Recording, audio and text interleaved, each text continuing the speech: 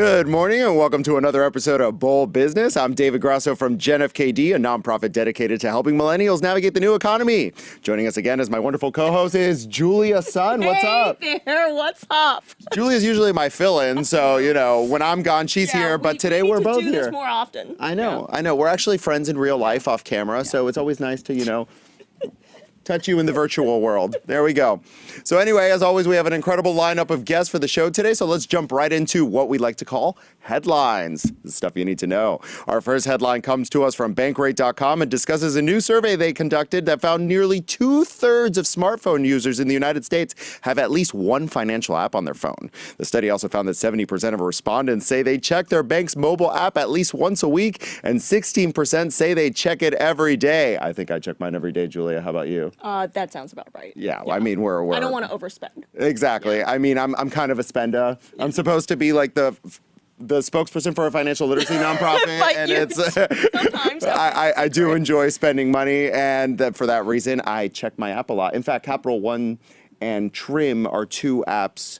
Capital One Wallet and Trim tell me when I'm spending too much. Okay. So it tells me, hey, you've spent over 75% of what you're supposed to spend every month. So I'm like, okay. And that's not good, so watch out, slow down and all those. So it's great to be mindful of your budget. Absolutely. Right? And, you know, and it depends on how you count banking apps. And like, you know, one app that I use a lot is Robinhood. I've also been using CoinDesk a lot. But Robinhood, you know, take the exactly. arrow. It's free. It's free. So, you know, I check it more often. Sometimes more frequently than once a week. So. Evidently, I need to take your lead, Julia. So anyway, go ahead. Change the subject because I'm not the best example. Whatever. Okay? Our second headline comes from Forbes.com, and it's about a recent study from Stanford University that found a gap in pay between male and female Uber drivers. Wow. Now, according to the research, female drivers earn 7% less per hour than their male counterparts. The study suggests three core factors creating the gap. One, different experience levels using the ride-sharing platform. Two,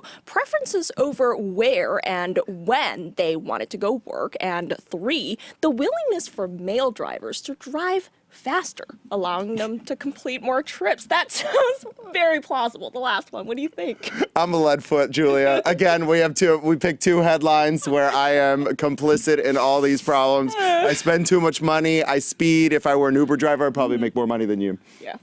I speed a lot. Well, you know, when I was back home, I was more reckless. But in New York, you can't really drive. It's also, you know, males don't fully develop their brains until 25. So under 25, I was a lead foot. And then it's funny, the insurance companies have it perfectly laid out. When I turned 25, I had a sudden thought, man, this is dangerous. Maybe I should slow down. So talk about actuarial science being right on about that. But yeah, I can see why men drive faster. I mean, I probably felt that a little earlier than you did, maybe 22. You're a woman. You matured faster, of course. Well, I don't know if that's a good thing or bad thing. Oh, no. Maturity is always a good thing. Yeah, I mean, I would like to be a little younger for, you know, a longer period of time. Anyway, moving on. Our first guest, his name is Joshua Spodek, the host of an award-winning podcast called Leadership and Environment. Professor at New York University, and he is also the author of the best-selling book, Leadership Step by Step, Become the Person Others Follow. Welcome to the show, Joshua. So look, David and I both want to be people that others follow. Mm-hmm. What can we do? Well, I mean, okay, here's what not to do. Let's go over that first. What most people do is they go to take classes with lectures and case studies, and that will teach you but it won't teach you to do better at it. Think of it like, if you want to learn how to play piano, you got to play a lot of scales. Being lectured on music theory isn't really going to help. So by analogy, if you want to learn how to lead more effectively, if you want people to follow you, you have to do things, you have to behave in a way that people will follow. And you have to do that through practice, through rehearsal.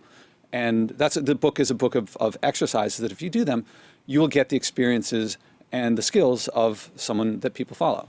But Josh, what is a leader? Because, you know, a lot of these days, and not to name anyone in particular, you know, there's a lot of criticism of our leadership. So what are the qualities of a leader? Well, I want to distinguish between people who have authority and people who lead, because there are a lot of people with authority and they're telling you what to do. It often gets you to want to undermine their authority. You want to not do what they say. So leaders are people who behave in a way that make you want to follow, that make you want to do things. The real thing that I teach is to get you as a leader to be able to get people to share what motivates them. And if you can get them to do things for the reasons that already motivate them, They'll want to do them for their reasons, not for you. And then people follow you because you give them purpose, you give them meaning. And then without giving your whole book away, tell us how about one step that both of us can start doing later today. I'll give you some context. The book has 4 units: understand yourself, lead yourself, understand others, lead others. The one that people like the most is meaningful connection. It's an exercise to behave in ways that other people feel comfortable sharing what they care about, what their passions are. Most of the time people talk about weather, sports, stuff like that. That's almost designed to be meaningless so that people don't get in arguments. People feel vulnerable when they share things that they care about. And the way to make people feel comfortable sharing what they care about is for you to show that you're going to support them, that you're going to understand them, that you're going to care about them and not make fun of them or judge them. So it's a script that if you follow the script, people will feel comfortable sharing what they care about. Right. Can you do that? Can you establish right away a meaningful connection, Julia? Well, Throw it down. I don't judge you, in real life, whatever you do. And what? Don't judge me, that word, judging. And also, I don't think you judge me. I don't know if you judge me. I'm under the impression that I don't. Right. So, I mean, we do like crazy stuff together. So for us, like, we're real friends in real life, as you said. So it's Which is rare on camera, folks. Which is rare. But, for somebody, for example, I just met, it's not necessarily easy because as human beings, we are trained to label people certain ways. We're trained. And Julia is also an introvert, unlike me. Yeah, exactly. Yeah. I'm a social introvert. So. I would say not. We are trained to treat people in a deferential way, to be polite and so forth.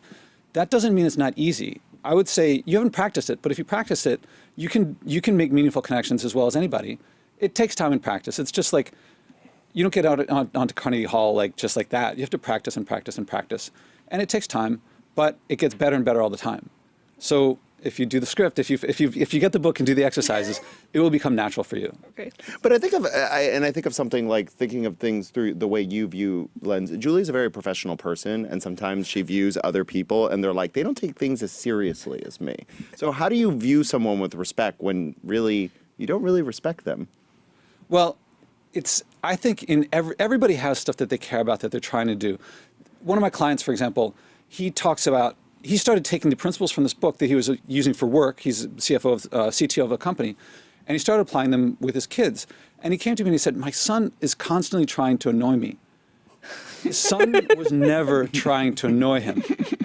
His son was trying to do things to get what he wanted, but it wasn't trying to annoy him. He thought, it looked to him like, I'm being annoyed, my son must be trying to annoy him, must be trying to annoy me. But that wasn't the case. In my experience, everybody wants to help people. They want to. You might not see it. Their values might make it look like it's different, or their behavior might make it look like it's different. But I've never come across someone who really just wants to annoy someone. Okay. That's surprising. Yeah, well, a little. It takes a little challenge to get it out of people. Like that's what empathy is, and that's what I try to teach: is how to see the world from the other person's perspective, how to feel what they feel.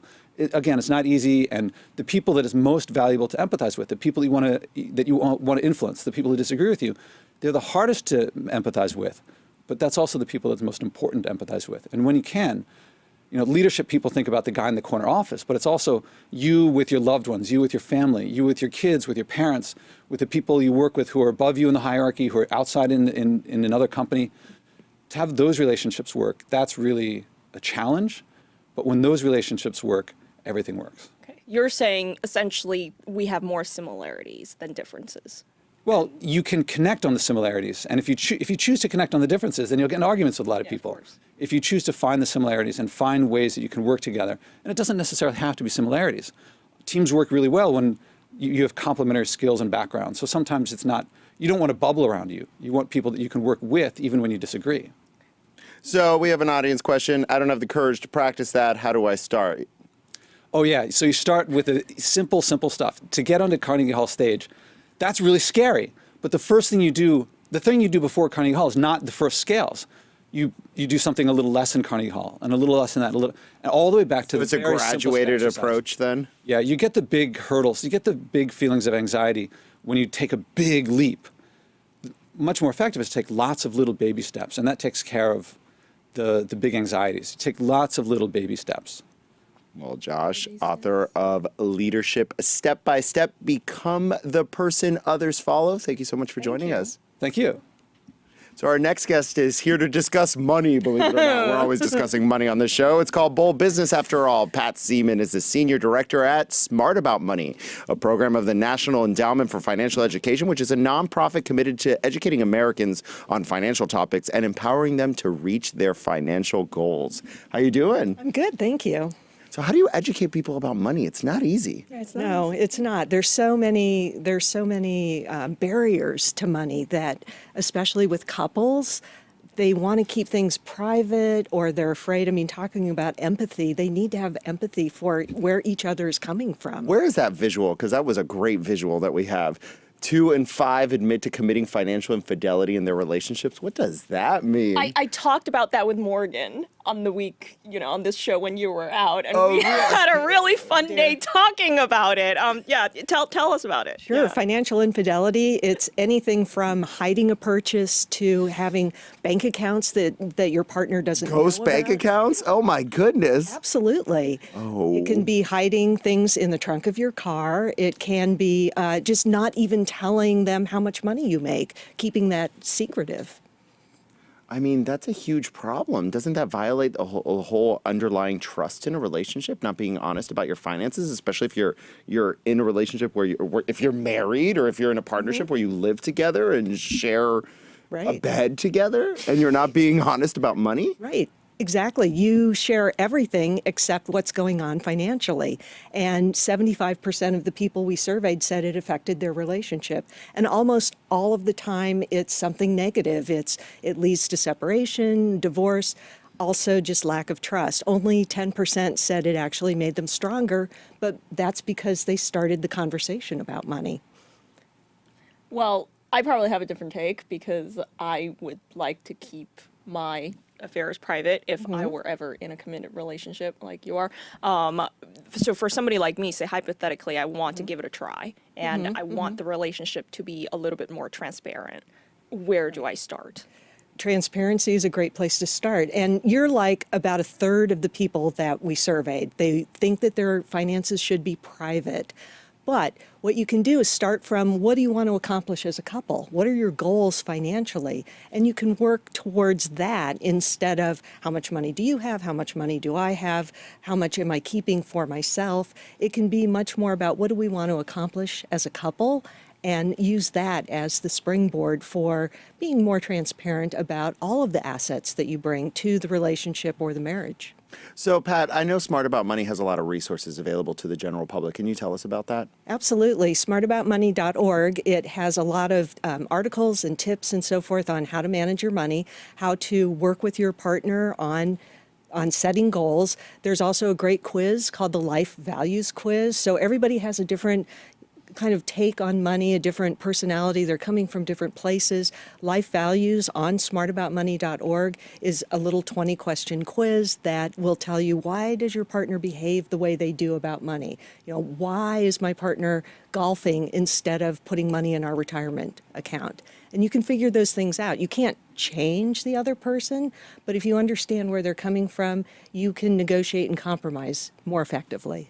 We had an author on this very show a little David bit Bach. while ago, and then they kept David, talking yes. about how, in America, it is not a typical conversation that parents have with their kids that you need to keep your finances transparent with a partner. And therefore, a lot of us aren't trained growing up to, seeing this as part of a relationship. And that may be a problem for America and having a fulfilling relationship. Then for Right. people like that, where can they start? Like tangibly, not saying, oh, I realize transparency is a good Right. thing, and we all agree transparency is probably a good thing, but where do they take the first step? Right. I mean, parents, they do keep a lot of about their money private from their kids. And so we are conditioned not to talk about it. And so again, going on like smartaboutmoney.org and find a conversation starter. What we hope is, even by talking about financial infidelity on this show, people will think about it and maybe start a conversation. Maybe not confrontational, but hey, I heard about this statistic. and have any of your friends done this? What do you think is at risk when people are hiding things from each other? So it's finding just something and finding it in a time that's not confrontational. Don't take them out to dinner and then spring it on them. It's not a very enjoyable dinner. Are you enjoying your flan? By the way, I'm hiding Pull out your app right now. I want to see the balance on your phone. Right, Yeah. exactly. I don't know. In my family, we've always talked about money. That was always the dinner table conversation. And even at a very young age, I was very aware of how much things cost, how to save, what was an appropriate expenditure for X, Y, Z. But a lot of people don't grow up with that culture, Yeah, just I like didn't. Julia Yeah, said. yeah. No, they never talked about money ever, Julia? No. Did you grow up with that culture, Pat? We talked about money, but also, for example, when I was going to college and my dad had to send in his tax returns for the financial aid, he cut out with an X-Acto knife all of Oh my God. all of the pertinent information about how much money he made and how much he had in assets. So we talked about it a lot, but I had no idea what my parents' situation was. Wow. Right. He just didn't want you to know. Did not want me to know. But as people get older, don't they depend on their children to help them make end-of-life decisions? And a lot of those involve money. So if you're completely in the dark about your parents, how are you supposed to manage all those assets? Right. And some of that is having the conversation with your parents as they age. And another part of our research has been that people start to lose their financial capacity in their 60s and 70s. And so people our age should be having those conversations with their parents. And again, non-confrontational. Parents, especially old school parents, do not want to talk about their money. They feel like they're giving up control. So the kids can talk about it in terms of, let me help you with this, let me take this off of your plate, but not in a way that I'm grabbing control, in a way that I'm helping. Well, Pat, tell us again about the resources available to the general public before you leave us. Sure, smartaboutmoney.org. It's a great website with articles and tips and also in-depth courses that you can take at your own pace on saving and investing, emergency funds, and also a lot about how to talk to your kids, how to talk to your parents about money. Well, thank you so Absolutely. much for Pat joining Seaman, us. Smartaboutmoney.org. Thank you so much. Thank you. Okay, moving on. Joining us next on Bold Business is Michael Arnone, a managing director at Nest Seekers International. Michael has some interesting predictions on purchasing homes in cryptocurrencies. Hey. Hey, how are you? How are you? thank you Welcome guys to the for- show. What is that about? Thank you guys for having me. It's just a trend that we've been seeing. Cryptocurrency has been used as money, which was its original intention. Bit volatile though there, Michael. Definitely, yeah. If you bought a home in Bitcoin, if you bought a home in Bitcoin in December, you probably made a lot of money because it dropped since then. But what we're seeing now is we're seeing people who are actually offering their homes up for that, and there's new developments that we're seeing in the East Village and in other places in Manhattan and around the world that are offering these developments for Bitcoin or other cryptocurrencies. So, but how do you establish a sale price? So for here or anything here in New York costs $1 million. Okay, $1 million equivalent in Bitcoin. Well, yesterday that was 600,000. Tomorrow it's 1.2. So aren't developers taking a gamble when they accept cryptocurrencies like Bitcoin or Right. Ethereum? So there's a couple of ways that you can do it. You can agree on a price, a lock price in dollars. And then when you close, you give that equivalency of Bitcoin. So that kind of mitigates from different fluctuations. Or you could just do it in like cryptocurrency based on whatever price it is at that day. So that is kind of, it's kind of like buying an option in some ways because you are betting on whether it will go up or go down. But that's one trend in real estate that we are seeing. Another trend that I'm thinking that is going to come, and we're starting to see it now a little bit more and more, is we are starting to see funds like REITs and crowdfunding that are REITs, for people who don't know what they are, real estate investment real estate trusts? investment trusts. Yep. Okay. Exactly. So we're starting to see crowdfunding on a large scale, and what it allows you to do. Get some water here. Okay. It's a big one. It's a big one. So basically what it allows you to do is take a smaller amount of money than the whole purchase and kind of help you Right. have a piece of the pie as you make investments in real estate. So correct? crowdfunding opens you up to fractional ownership. So when you have fractional ownership, can I buy a building in Manhattan? not really. Can the three of us and 2,000 other people buy a building in Manhattan? At least 2,000 Yeah. other people, Yeah. right, Julia? Yeah, exactly. Journalists. At Yeah. least. And then it also opens you up cross borders, and it's not there aren't currency fluctuations. So you can be in New York and be an investor who buys a building in Tokyo or buys a percentage ownership in a building in Sydney. And you can be kind of part of, a group of investors that are buying asset classes on fractional ownership. Would you do it, Julia? I probably wouldn't do it because, here's my question is cryptocurrencies, they're highly speculative. They're highly Right. volatile, as you said, whether it's Bitcoin, Ethereum, or Litecoin, Right. so on and so forth. So they're not really for the average home purchasers. Right. If I want to live there, Right. then I will just go buy it in US dollars and then, call it a Right. day.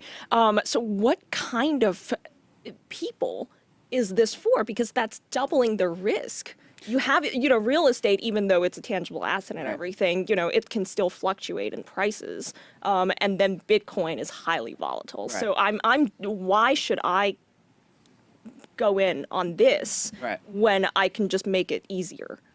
Well, what it allows you to do is when you have traditional crowdfunding for real estate, it's illiquid. So it's difficult to buy a position in a crowd fund and then to exit that position. But with cryptocurrency, you're provided liquidity.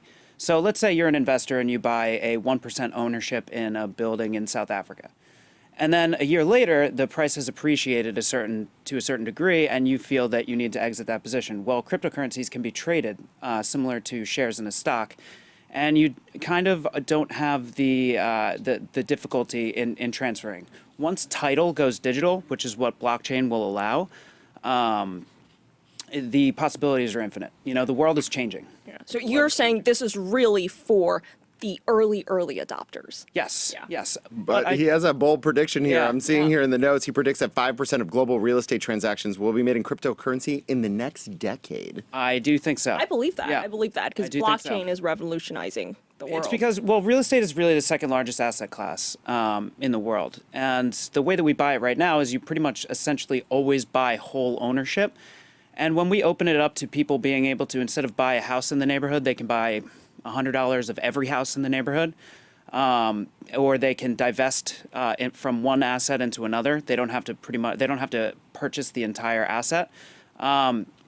It opens up a whole world of possibilities. You can invest. It allows for people who are looking for passive real estate investments. So let's say you want to buy a building in Brooklyn or wherever, and you don't necessarily want to be like, oh, I got to find a new tenant, or oh, I need to fix the refrigerator.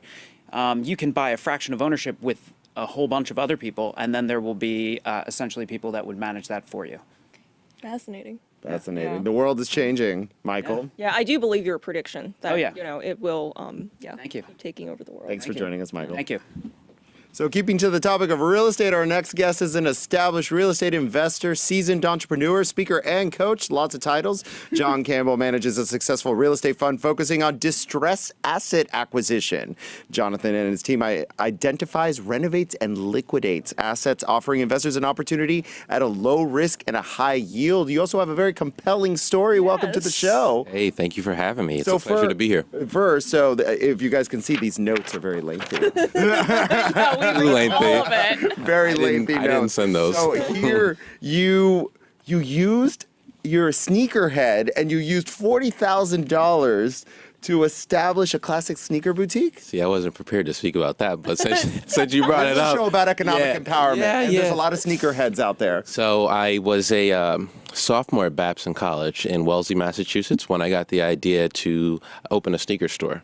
I was wearing some funky shoes back then, and a few friends reached out and thought it would be a good idea to open up a sneaker store. And I'm like, what? As a college student, that's like, how do you do that? We don't have any money. So we bootstrapped and did all the things that Babson taught us, and ended up starting the business. It was a brick and mortar sneaker store in the North Shore of Boston. Went really well, and ended up using the proceeds from that to make my foray into real estate, and haven't turned back since. It's been a great experience. Wow. Wow. I didn't have the wherewithal to do that when I was in college. Yeah, when I was in college, I was just cramming. Yeah, you know what? It's all about, you make time for things that are important to you in life. You try to learn that and apply it in college. It's not easy, but I had no option. I had to pay, no alternative. I had to pay for college, and I had to bootstrap and figure out creative ways that I would be able to afford a $50,000 a year. At the time, it's probably like 100,000 by now, education. So I did the sneaker store. I started the sneaker store and ended up buying my first property, purchased my first property for about $100,000. Ended up using some savings to fix it up, and some friends and some great relationships that I had cultivated over the years. Renovated that, fixed it up, sold it, bought 2 more, and I've been ever since. It's been going pretty well. So now I coach. The coaching is an important piece of it because I feel as though there are so many millennials in particular who, if they had some motivation, if they knew that it could be done, they'd try it. But a lot of them are just like, real estate, that's for people in their 30s with families, But it absolutely can be done. And when you talk about, the accumulation of wealth. I mean, for someone, who is not familiar with the financial markets, who's, not, too astute on the cryptocurrency market, as we were talking about before, real estate provides a good opportunity with the right coaching to really, jump into an industry that can really pay great dividends over time. Amen. I'm a believer in real estate. How about you, Julia? I'm a believer in real estate. Here's my question for you. Sure. Earlier we said you try to offer people opportunities that are, 1, low risk, and 2, high yield. Absolutely. These two are sort of contradictory, right? Because high Julia yield. always asks the hard questions. No, look, high yield Sure. literally means high risk. Sure, It's just absolutely. another way of saying Absolutely. high risk. So how can you have Absolutely. high risk and low risk? Absolutely. So the way we're able to offer low risk, high yield is by real estate, right? You're investing in a property, okay? You look at the stock market, you're investing in a stock. You never know, on a day-to-day basis, the volatility, how it's going to fluctuate. But with real estate, one of the nice things about it is there's always going to be a need for real estate. And if you look at any of the top markets, whether you're dealing San Francisco, where the median value is 1.2 million, or even a few towns over in New Jersey where the median's like 300,000.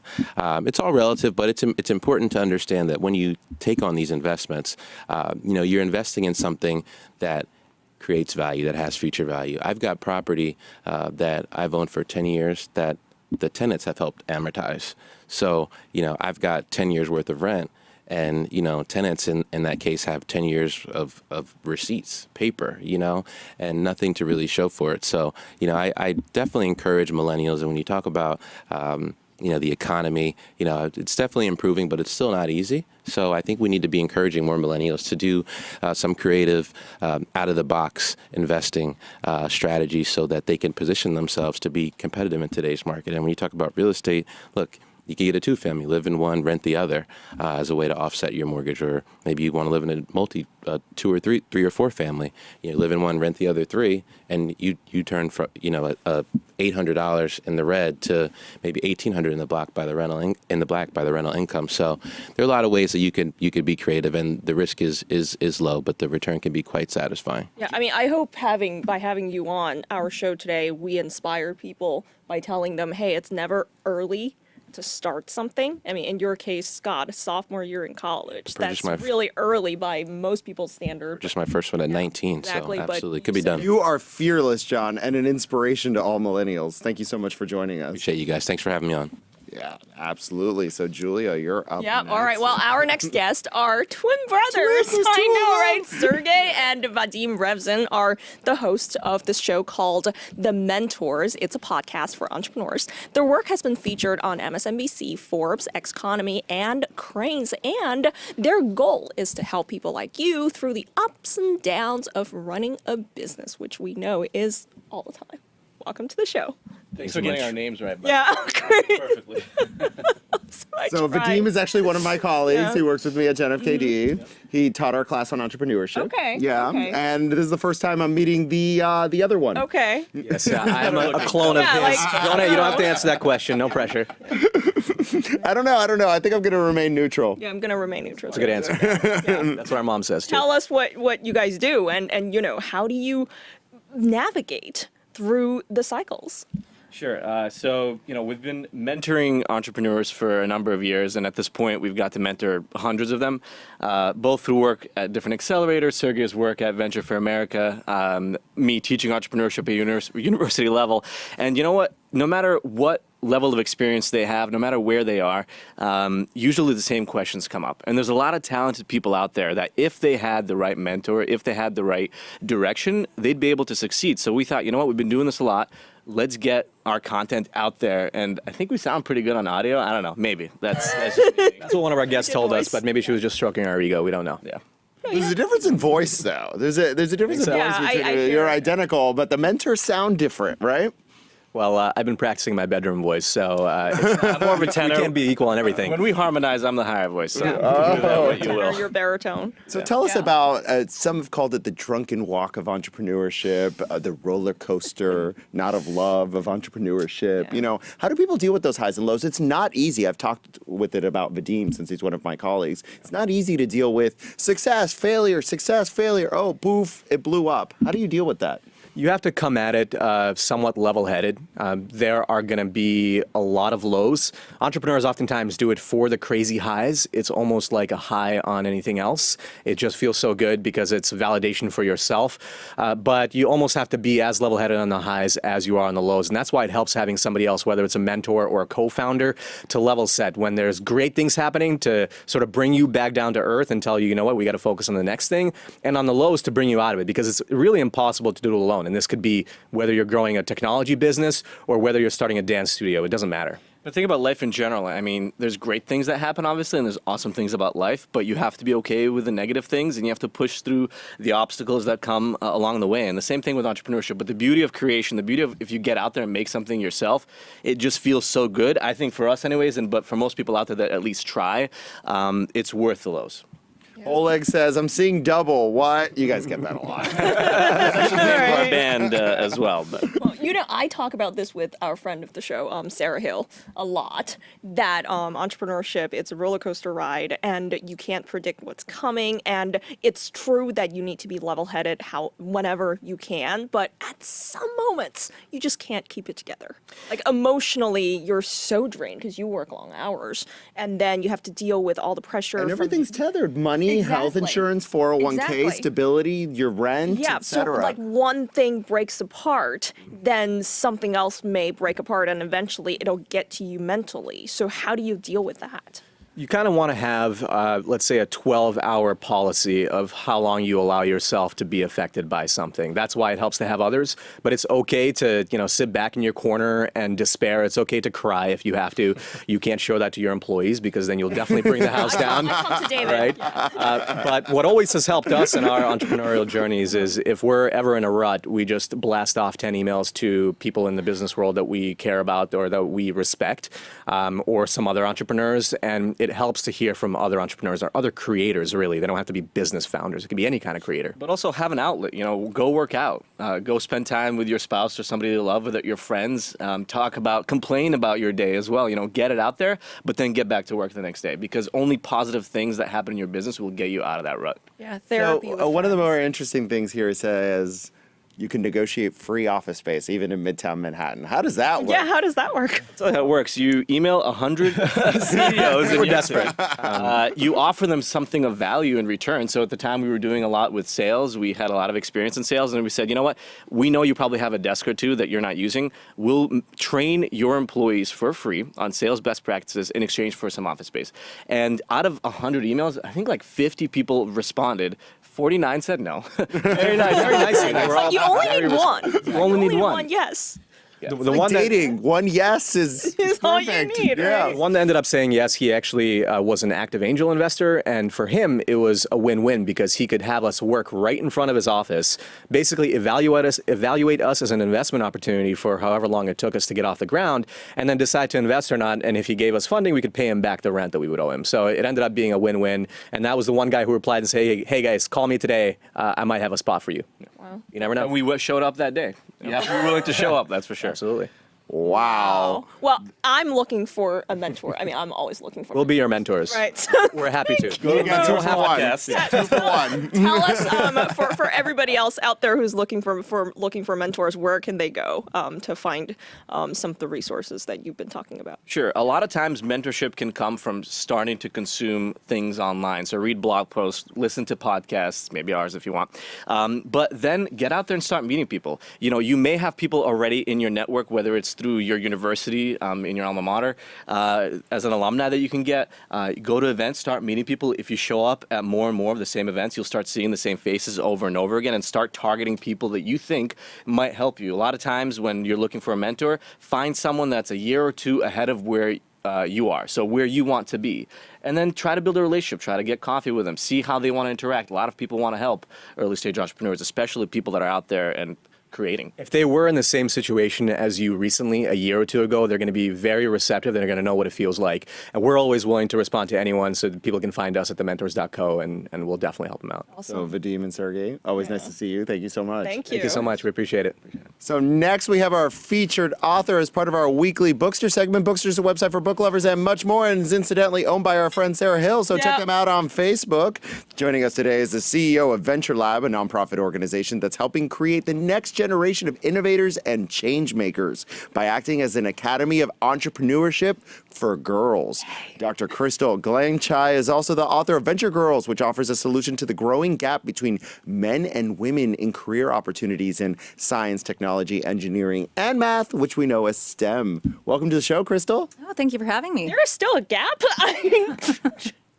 Yeah, I mean, I think right now in our current climate, people are really starting to become aware of, you know, the lack of women in certain fields and just gender equality. So it's actually a really, I think, exciting time for women.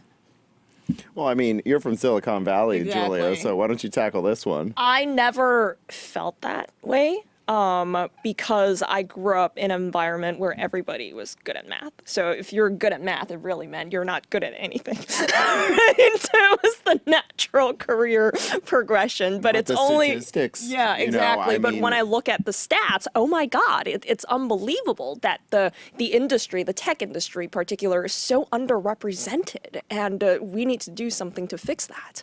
Yeah, I mean, especially in the STEM fields, you know, with only about 20% of, you know, female representation in engineering or coding or computer science. For me, I really wanted to start teaching girls at a young age, you know, even age 4, age 5, before they go into schools and they're told, oh, well, you know, well, maybe girls shouldn't do math, or, you know, when girls get those messages from whether it's teachers or parents, but really starting to change that message and saying, hey, you know, you can do this. This is something that you can have confidence in. And you don't have to be an engineer or mathematician. You know, even if you're a doctor, if you're an artist, like everyone's going to need to be technologically savvy in some way. Well, here's the thing I really don't understand, but it is a problem that I see, is people do tell young girls, hey, don't do math. Or, yeah, you can do math, but it's not something you'll be good at, so on and so forth. But I was never told that, just because the environment that I grew up in, and that incidentally was the only thing I was good at before I was 18. I was good at everything except math. Okay, so we complement each other, right? So, but why do parents or teachers tell girls that? Why? Well, I almost think a lot of times even the parents themselves aren't comfortable with math. I kind of grew up like you, like math and engineering. My dad always had us building things, so I didn't have any brothers. I just had 2 sisters, and my dad kind of raised us like boys, saying, oh, well, you want that toy, go build it, or let's go fix the car. And I think a lot of times parents themselves may not be comfortable with math, so they kind of pass it on to their children. And it's really changing that mindset with even the parents, having that growth mindset that your mind can change is really important for parents and children to know. So how do you raise girls to be tomorrow's leaders? What are the mistakes we've made in the past, and how can we correct those mistakes now? Well, for me, I actually think the secret is entrepreneurship. It's really having that entrepreneurial mindset, you know, not being afraid to try and fail. I think in our society, failure is stigmatized a lot, especially, you know, as you go through school, you're supposed to get the straight A's to get into the great college, to get the great job. But just teaching kids that failure is part of the scientific method, it's part of the learning process. And then also getting them to go out and seek opportunities and create their own careers. So just kind of building these adventurous kids. Wow. Wow. Well, when I grew up, I have spoken to people who didn't really like math, and one of the answers that still amazes me to this date is when you tackle a language or an essay or literature, there is sort of no right answer versus wrong answer, and to them that's easy. Bingo. All right, but math and science and every computer science, whatnot, there is one precise right answer. I mean, Very sometimes, uncomfortable with that. Sometimes it's two, sometimes multiple, but there is a finite set of correct answers, and to me, that's why it's good, right? That's why literature was that's why hard it's bad for but, me. So, I was never good at anything remotely related to what I'm doing right now. Evidently, you became great. Thank you. So I'm not sure if that kind of culture shift will change overnight, will take place overnight. When do you think, like in how many years do you think, okay, girls in STEMs, it's not going to be a slogan anymore. It'll be something we practice every single day, that we see more women in the field. Yeah, I mean, I think it's starting now, especially with all the awareness, but I mean, a culture change takes, 5 to 10 years. So I definitely think within 5 to 10 years from now, we will be seeing a very different society. And I think too, it's like showing kids and girls that it's really applying the math and science, right? To create some sort of invention, or maybe it's, creating a new sort of hydroponic system on Mars. So it's really coming up with these creative, inventive ideas or solutions to problems that are going to make kids more passionate and not as afraid of STEM. Making that positive impact, huh? Yeah. Yeah, I feel like that was not told to me during math. And obviously, even as a male, I was never told that, like, oh, all this abstract stuff can help you make a positive impact on the world. And I think that's something that's definitely missing from, traditional education. And even, if you're an artist, if you're a doctor, I mean, everyone, especially in our society, everything's technologically enabled. So just giving people a comfort with it. Not everyone has to be a mathematician or engineer, but like you were saying, realizing the positive impact you can have and the larger impact you can have by actually understanding kind of all of this. Well, Dr. Cristal Glangchai, author of VentureGirls. You can get it on Amazon, right, Cristal? Yes. Yeah, so check Thank it you so out. much, Thank you so Doctor. much. Yeah, well, our next guest is the founder and president of the Mayshad Foundation, a nonprofit organization, again, in California with a mission to initiate, develop, and implement grassroots level projects focused on achieving sustainable targets throughout the African communities. Welcome to the show. Thank you. Tell us, what is this nonprofit organization? Well, it's about women and youth empowerment, helping them develop socially and economically. So we have entrepreneurial programs, but we also have education programs that we're sponsoring in Africa. So Africa's a big continent, 54, 55 countries. is. What part of Africa are you focused on? Well, first of all, I'm from Morocco, which is in North Africa. Of course. So I'm African. And we've done a lot of actions in Morocco, but also in Madagascar, which is like further south. And we're looking to actually do more and more actions in different parts of Africa. And how do you identify these, your words, sustainable projects? Well, to do projects in different countries, you got to find the right local partners. So it's also depending on that. So when we find either women and that have their own organizations locally that we can partner with, that's when we move forward with putting in place a project. So tell us a little bit about your personal journey, because you're from Africa. You ended up in California, evidently. Quite a change. How did that happen, and how did you come to focus on, increasing sustainability back home? Sure. So I was born and grew up in Morocco, went into a French education, and then I wasn't so good in school. So at some point, I almost got fired from school, and that was the best thing that happened to me, because my parents sent me to Toronto, where my older brother was studying, to catch up and go into like a North American system that is much more open to creativity and somehow leadership, because I was a hyperactive teenager that had all like these ideas and visions and so on. And in a very strict French private system, it wasn't seen as a good thing. Thank you for complimenting, saying something Yeah, positive exactly. for once about North America, Canada, United States. Yes. Well, I think, talking about your work in Africa, in Africa, and depending on which country you go, some countries, all it counts is your relationship with the local government. As Sure. opposed to some other countries, it's more free and you can have more ways It's to go around. it's very important. I was at the United Nations for the General Assembly in September, and now with the Sustainable Development Goals and Agenda 2030, what is interesting and innovative in it is that they pinpoint the importance of having, when you put in place a project, the government, private sector, public sector, and organization all gathering around the project. And I think it's essential to having a successful project. So you cannot go into a country without really, for instance, if we're talking about education, you gotta involve the Ministry of Education, you're gonna involve the government and make sure that they will follow up on the action. And how do you make sure of that? Because Those are some of the biggest challenges of our times, is that our Exactly. governments are completely inflexible, and Yeah. that's in every corner Yeah. of the No, every corner. and that's the side work of advocacy and influence, and you put. That's why I'm also on social media with a nice following of like 700,000 people that have been following my journey since the beginning as a mother of two, creating my foundation, entrepreneur, and so on.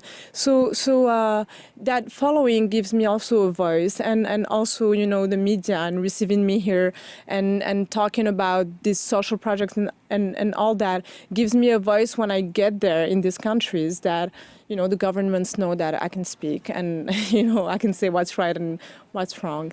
Isn't it? Don't you feel like a lot of places on Earth, that is one great thing about America and the North American system, is that we do empower leadership. Don't you Yeah, wish that more yeah. people were doing that and had a more flexible education system? You've seen the fruits of that. Yeah. I love it. I'm a big fan of North America because this is, the yes, you can do it. This is things and notions that I have learned here. And so when I speak to North Americans, I tell them, the empowerment came from here. You have it in you and you need to spread it all over the world. And it's true that in Europe, you have some systems that are much more like highly cultural and so on, but very restrictive and very elitist. And thanks to America for empowerment. Wow. Well, we hear so We much don't hear that, I know. negativity. It's always complain. when I go on Twitter, I feel the world is blowing up, like Oh my America God, is dying, Twitter's right? so mean. So, just before you leave, we always ask guests what advice they have for young people who have vision, who want to change the world. What do you say to those people? Well, with the Mayshad Foundation, we created Be Who You Want to Be movement. And so when you go on social media and type hashtag BWYWB, you'll find us. And it's about making choices. It's about living your dream. And it's about, putting a discipline into achieving your goals. So Wow. That you are incident- inspiring, and your journey's you. inspiring. Yeah, Thank you that so incidentally much. is my Twitter banner. Really? Yeah. Be what you want to be. I mean, I have it be really? everything you want to be. Because I do believe you can have it all. I believe you don't have Sounds to be like you one two are thing. new Twitter buddies. So funny. Thank you so much for Thank you coming so on. much. Thanks. Absolutely. So next up, we welcome Joshua Halpern, the Executive Director of Getting to Global, transformational public and private partnership that brings industry experts, business leaders, and government officials together to empower companies to sell more online and overseas. We're talking about the globe, and we're continuing Yeah. this theme. How you doing? Good. How you guys doing? Which part of the world do you work with? Because when we talk about overseas, I mean, Yeah, it's yeah, everywhere, right? It's everywhere. I mean, technically everywhere. It's really global, right? It's global, right? So it's Yeah. about bringing small and medium businesses from one part of the world, having them sell into another part of the world through e-commerce. My origins came from China. I used to run the e-commerce logistics retail portfolios in the U.S. Embassy in China for about 5 years. And then I was asked to come back and actually scale what I was doing in China globally at the e-commerce innovation lab for the Department of Commerce. So the power of e-commerce to change the game in every corner of the globe. Yes, it's really amazing to see small companies out of Ohio selling online overseas, flipping a switch and saying, now I want to go global. We say SMEs are global on day one. But the question is, are you proactive? And the reality is, from being proactive, you can really scale your business and really be recession-proof. We've seen a lot of great companies do that as well. And the service you're saying you provide is to U.S.-based, like Ohio-based, small, medium businesses Sure, to right. expand their horizon overseas. Yes, Julia, that's pretty much right now our focus is really helping them go overseas. So we have, we're backed by Facebook, Google, eBay, Pitney Bowes, USPS, the Small Business Administration, Exim Bank. And our idea is to help generate jobs in America by helping small and medium businesses sell online overseas. But this is a profoundly different narrative than we're hearing right now. A lot of people are saying free trade has really hurt, especially places like Ohio and Michigan and Indiana, et cetera. But what you're talking about is quite the opposite, that free trade has the ability to lift a lot of these communities out of economic despair. Yes. It's funny because some people, the dialogue right now is all this anti-trade, anti-agreements, right? Renegotiating NAFTA, et cetera. That's fine. Those are things that will impact companies maybe 10 years down the road. But the reality is the small business, Speed Outfitters, a great company out of Ohio. I think they're out of Ohio. They sell motorcycle gear. Tiny company. All their friends were selling domestically. They decided, I'm going to go on eBay, do the global shipping program, flip a switch. During the downturns of the economy, the last time we had a downturn, all their friends were going out of business, and they were expanding exponentially because they started to engage overseas. There's nothing wrong with helping find a way to sell to the 97% of consumers that exist outside of the U.S., and that's good for the economy. No way about it. It's a different way of thinking about free trade, Julia. Yeah, it is a different way. And I don't necessarily agree with the way the current administration is negotiating NAFTA and everything. I don't think it's necessarily a bad idea either. Some of the free trade agreements have been profoundly unfair to American workers. But I tend to think, yes, if you have more potential customers overseas, then why not take advantage of that? Yeah, they're not mutually exclusive. Sure, let's make more product in the U.S. and let's sell it overseas. It doesn't matter where your consumers are. You should be expanding globally. And you can do that now today with the help of marketplaces like eBay, with the help of digital tools from Google and Facebook. I mean, these guys are really helping you figure out where your market is. And which countries, earlier you said China, what are some countries that your customers are looking to target the most? It depends on the products. So if you're talking about, and one of the things, we have some clips about some of the companies we've interviewed and what they're doing. Kylie runs a Revolve Clothing. It's a clothing and apparel company, right? They're all over the world. They sell a lot into Asia. One of the things that it depends, each country wants a different thing. So in Asia, and especially in China, they really are interested in good quality control. They want transparency of their products. That's something we do really well. We're really good at quality control. We're really good at saying, okay, cosmetics products, baby products, anything you put in or on your body, you should be able to sell into a country that otherwise has had a pretty kind of questionable quality control process. So Josh, is this the wave of the future? Is this going to be the economic story of our generation? I think so. I think the big story probably is going to be micro is the new global. It's the age of the small products, small brands, because customers all around the world can engage directly with a small brand through online and sell and purchase fluidly. So I think you're going to see that, and people want special, they want unique. They're tired of the large brands, and that's one of the other messages I think is important, is authenticity being the kind of currency of today. The larger brands are clamoring over themselves to try and find authentic engagement with the consumer. The small brands do it naturally because they can't afford the bright lights and the fancy polished kind of production. And the Instagram influencers and all that stuff. And so you're seeing them being able to engage, and I find companies come to me and say, listen, I haven't sold anything overseas, but I've got actually 20,000 people in France that really like my product. How do I start selling them? How do they know that? Because they've got already an Instagram following before they even enter the country. That's stuff that, you're seeing Lime Crime, a great cosmetics company that does Unicorn. If you ever see the Unicorn, there's a shot of me getting my makeover with them. But, Unicorn does this. There I am. They did a makeover. This is amazing. That shot's not supposed to be in there. There's an amazing way that they've engaged overseas, and apparently they sell more than some of the largest cosmetic companies in the world online. They're just exploding around the world because they're authentic. They're about having fun and really engaging. So. Wow, Josh. I love the pictures. Yeah, thanks.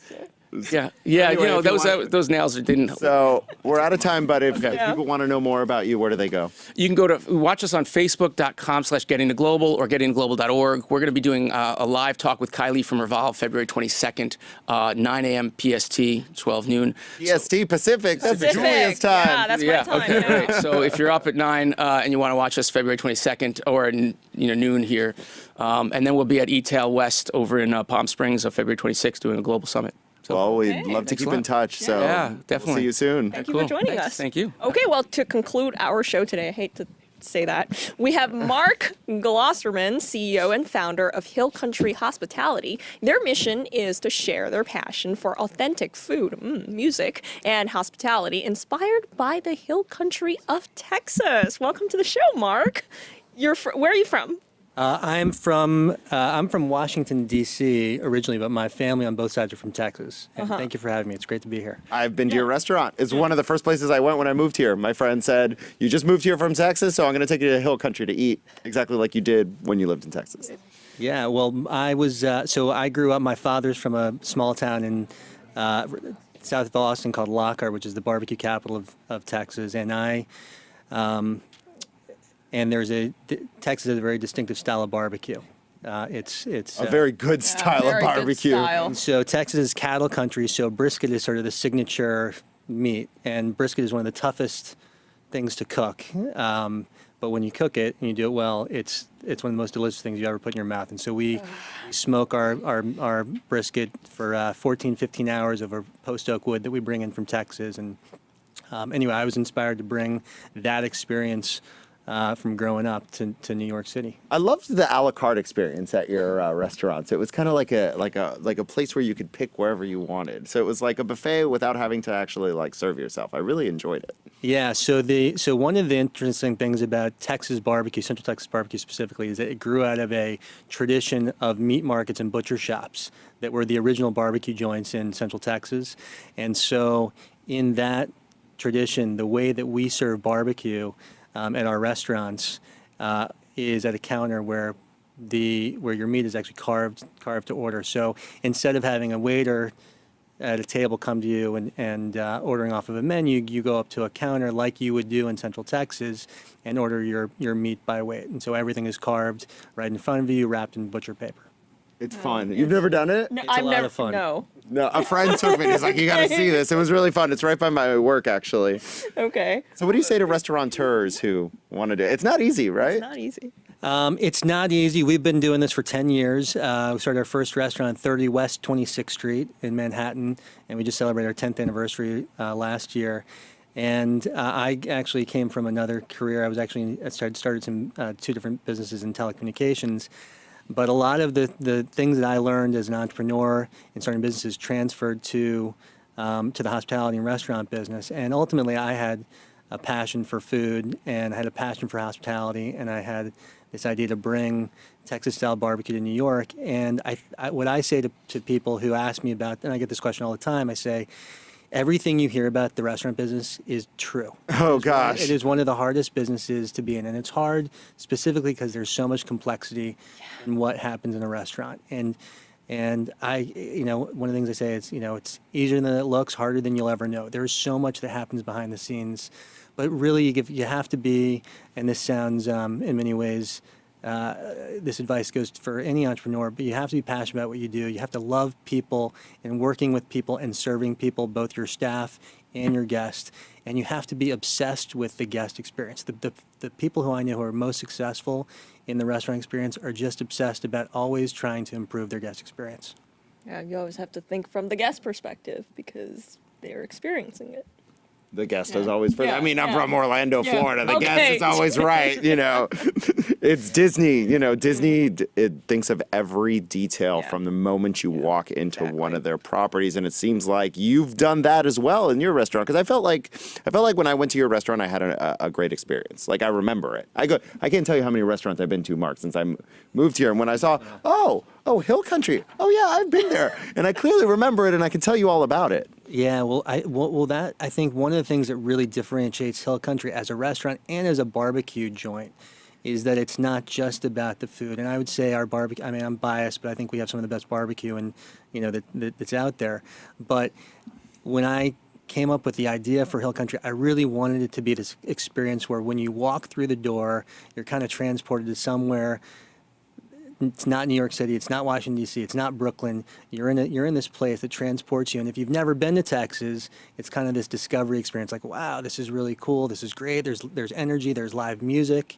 There's this counter where we're interacting. There's this theater where the decor is also like very Texas. Like very, I felt like I was back in Amarillo, Texas, where I lived. Very, very oaky and strong. And we actually, I had my architect take several research trips with me to Texas, and we toured around some of the most famous barbecue joints, and literally he designed things with details that to most people would go unnoticed, but it is supposed to evoke sort of what it's like to be in the Central Texas Hill Country. And well, I'm jealous you've been to his restaurant and I've never been to, so I will go. Other than barbecue, what should I get? Other than barbecue, well, we have some of the best sides. Our macaroni and cheese is probably some of the most delicious macaroni and cheese. Which is a vegetable in Texas, if you guys don't know it that. Is. We have some of the best sides. We have great desserts. We have terrific cocktails. But there's barbecue. There's so many things we do. We constantly have specials going on. But our signature is our brisket, our ribs, and our sausage, which is kind of the Texas trifecta. Yeah, love the brisket. Oh my gosh. Wait, hold on. We have a question before we leave. Can you two-step or country dance at your restaurant? Can you two-step? You can absolutely two-step. You can absolutely country dance. We have live music at our restaurants. So these are big restaurants. They're about 10,000 square feet. We have 3 of them. And we do live music 5 nights a week. We have some ticketed shows, but mostly it's no cover. So people should definitely come down. We have country music. We do rock and roll. So there's a variety of different music show we us do. sometime. As I used to be a news anchor in Texas, and I did learn how to two-step, and I forgot. So we're going to have to leave it at that. Okay, we've done some two-step dance lessons at Hill Country also. So. Well, thank you so much for being here, Marc. Thank you for having me. It's great to be here. I hope you make it on down soon. Yeah, absolutely. Geez, I'm thinking of steak and brisket now. Oh my gosh. Well, Julia, unfortunately, that's the end of the train. Damn. So this comes to the part that I'm supposed to thank you, Julia. Thank you for always being a supportive colleague and a friend. I love you. We love each other. And of course, we'd like to thank our hardworking team at Gen FKD, which is the nonprofit that backs this show. And we'd like to thank them and our essential partner, Bookster. Without sharing, we wouldn't have such a great and wide audience. And of course, Bold TV. We'll see you next week.